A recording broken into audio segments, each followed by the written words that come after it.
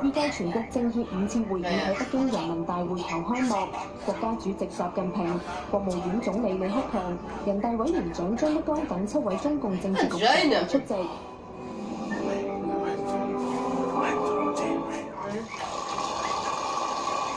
政協主席俞正聲發表工作報告，回顧過去1年嘅港澳工作，特別提到舊年11月針對立法會宣誓風波嘅人大常委會釋法，全面準確貫徹一國兩制、港人治港、澳人治澳、自治方針，支持特別行政區行政長官和政府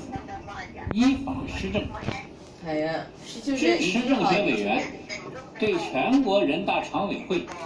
就香港特別行政區基本法第104條的解釋正面發聲。佢又話：今年港澳工作包括同各界溝通，支持特別行政區行政長官及時報國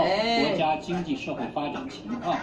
組織開展考察調研，慶祝香港20周年，舉辦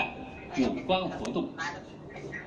加強同港澳政團、社團和代表人士等聯誼交往，促進內地與港澳各領域交流合作。俞正聲亦都喺工作報告入面提到多項以港澳青年為對象嘅工作，包括俾佢哋去到內地體驗學習、研究考察，增加佢哋對國家嘅認同。兩岸方面，佢話會堅持9·2共識，堅決反對任何形式嘅台獨分裂行徑。無線電視記者李建樂喺北京報道。另外，行政長官梁振英出席政協會議前，先到港澳辦同主任黃光亞會面。張家浩喺北京報導。行政長官梁振英早上到港澳辦同主任黃光亞會面，副主任宋哲喺門外迎接。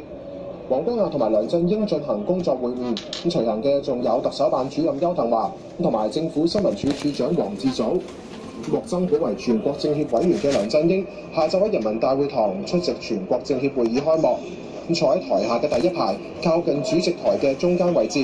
咁消息話，梁振英喺兩會期間將會獲增補為政協副主席。